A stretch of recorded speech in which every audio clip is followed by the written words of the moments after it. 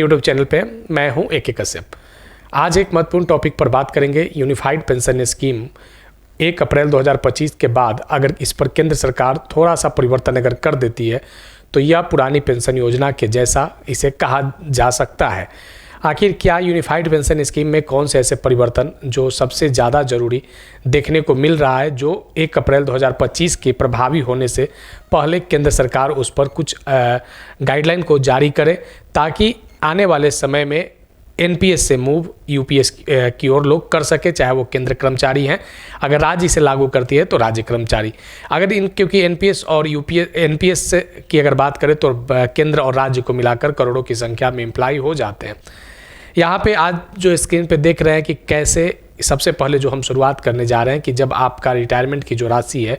UPS में वो lump sum amount है, तो वो लमसम अमाउंट 1/10वां हिस्सा को कैसे बेहतर किया जा सकता है, इसको समझने के लिए हमें समझना होगा इस हिमाचल प्रदेश ने जो OPS लागू किया था किस तरीके से लागू किया था। अगर ऐसे लागू अगर केंद्र करती है तो राज्य के लिए भी किसी भी प्रकार का कोई प्रॉब्लम भविष्य में नहीं होगा। कर्मचारी आसानी से NPS से UPS की ओर मूव कर सकते हैं। तो आज इसी विषय पर बात करेंगे। अगर नए जुड़े हैं तो सब्सक्राइब करके बेल आइकन को ज़रूर दबा दीजिएगा। वीडियो अच्छा लगेगा तो ज़रूर लाइक और शेयर कर दीजिएगा। चलिए शुरुआत करते हैं इस NPS UPS के संबंधित कुछ महत्वपूर्ण मुद्दों पर। अगर यहाँ पे सबसे पहले जिस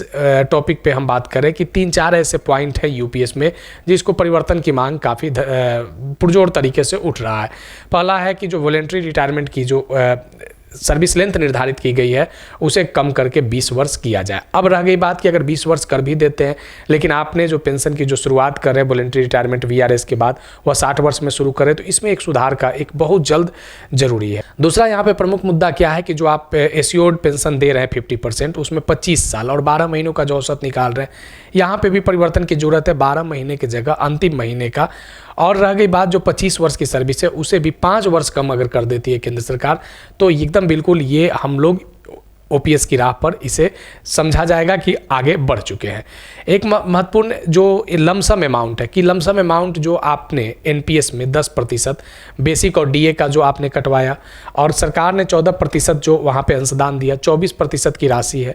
अब यहाँ पे ये 24% की राशि जो आपके रिटायरमेंट सुपरएनुएशन के समय जो मिलने से वंचित हो जा रहे हैं, इस पर कैसे सुधार की ज़रूरत है। चलिए शुरुआत करते हैं। देखिए यहाँ पे इसलिए हम यहाँ पे हिमाचल प्रदेश का OPS पैटर्न को इसलिए यहाँ पे हमने लाया है क्योंकि यहाँ पे देखना है कि कितनी आसानी से 2 लाइन जो लिखा गया है या उन कर्मचारियों के लिए जो हिमाचल प्रदेश स्टेट गवर्नमेंट में थे, उन लोगों के लिए कितना आसान कर दिया था ये पैसा जो उन्होंने NPS में 10% कटवाया था अपने वेतन से और 14% सरकार दिया था। इस बात को हम इसलिए गंभीरता से उठा रहे हैं कि अगर ऐसा होता है, अगर सेम पैटर्न अपनाया जाता है तो आने वाले समय में अगर राज्य सरकार इसे अपनाती है इस UPS को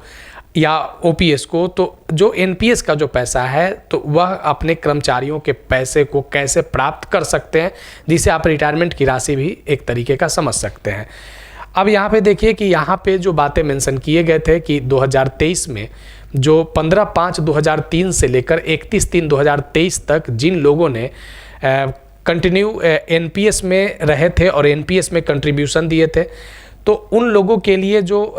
नेशनल पेंशन स्कीम में जो बातें मेंशन किया गया था वह बातें यहाँ पे कहता है कि सेंट्रल सर्विस सिविल सर्विस 1972 के तहत उन्हें कैसे पेंशनरी बेनिफिट दिया जाए। यहाँ पे एक बात को ज़रा और समझिएगा क्योंकि NPS में बहुत सारे ऐसे चीज़ें को ला दिए गए हैं कि OPS कि काफ़ी वो करीब पहुंच चुका है। अगर डिसेबिलिटी की बात करें, अगर सर्विस पीरियड में अगर डेथ की बात करें, तो उन सभी जगहों पर लोगों को छूट दिया गया है कि आप या तो NPS में रहें, अगर आप OPS में भी जाते हैं तो आपको OPS में जाने की सुविधा मिल सकती है। किस कंडीशन में? डिसेबिलिटी और डेथ के कंडीशन में। अब रह गया बात कि जो एक कर्मचारियों का जो बड़ा समूह है, तो उन लोगों के लिए NPS को अभी बरकरार रखा गया है। तो यहाँ पे जब NPS के ही पार्ट में से जब लोगों को OPS के जैसा सुविधा दिया जा सकता है, तो फिर उन 23 लाख एम्प्लॉई को और राज्यों को अगर मिला दे तो लगभग 90 लाख के आसपास में जो एम्प्लॉई हैं, तो उनको क्यों ना एक बार केंद्र सरकार इस तरीके की ऑप्ट करने की उनको चुनने की आज़ादी दे देती है कि वह या तो एनपीएस में रहें या ओपीएस में रहें या यूपीएस में रहें।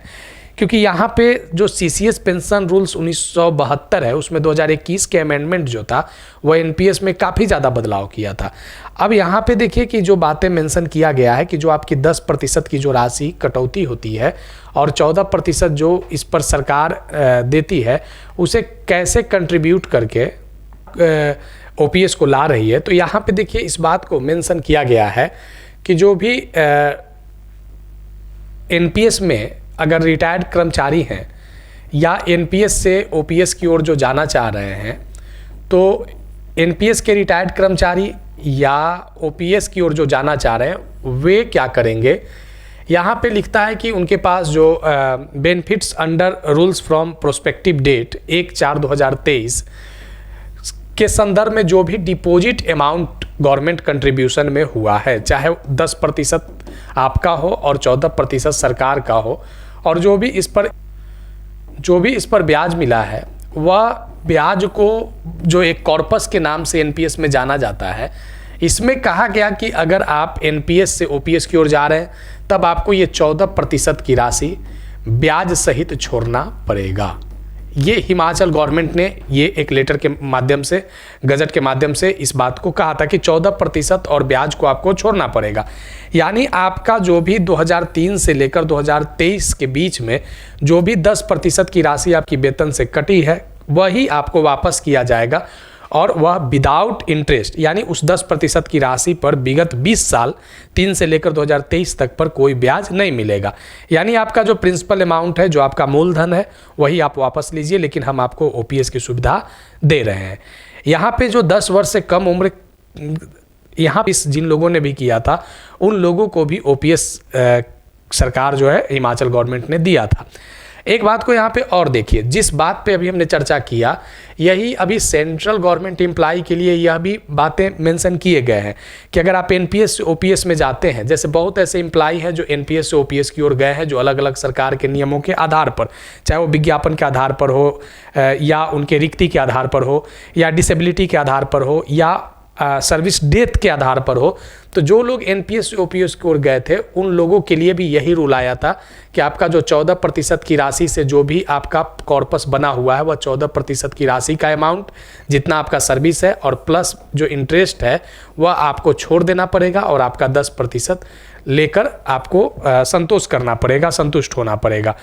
ये बिल्कुल एकदम बिल्कुल एनपीएस में जो सेंट्रल गवर्नमेंट एम्प्लॉय के लिए भी ये रूल लागू हो चुका था। तो उसी का अवलोकन 2021 में ये आया था, उसी का अवलोकन हिमाचल प्रदेश सरकार ने किया। तो फिर क्यों ना जो यूपीएस में जो एक लमसम अमाउंट को लेकर जो इतना ज़्यादा जो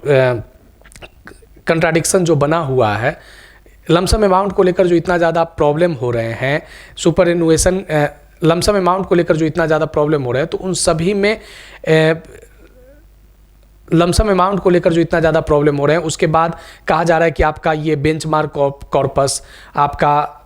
ये जो कॉर्पस की जो बात बार बार की जा रही है, तो इस क्यों ना 10% की राशि जो एम्प्लॉय का है उसे वापस कर दिया जाए, और सरकार का जो सरकारी अंशदान है अपना ब्याज सहित वो रख ले, और इसके बाद कुछ महत्वपूर्ण परिवर्तन कर दे ताकि यूपीएस जो है वह बिल्कुल ओपीएस का इमेज दिखने लगे, ओपीएस का प्रतिबिंब यूपीएस में दिखने लगे। यह एक महत्वपूर्ण पॉइंट इसलिए ज़्यादा था क्योंकि यहाँ पे बहुत बड़ी संख्या में लोगों में अनसेटिस्फेक्शन है, तो सरकार को इस विषय पर ज़रूर ध्यान देना चाहिए। आगे फिर हम लोग मिलेंगे नेक्स्ट इन्फॉर्मेशन में, नेक्स्ट वीडियो के साथ। अगर वीडियो अच्छा लगा है तो ज़रूर लाइक और शेयर कर दीजिएगा, सुझाव कमेंट में लिखिएगा, नए जुड़े हैं तो सब्सक्राइब करके बेल आइकन को दबा दीजिएगा। मिलेंगे आगे, धन्यवाद।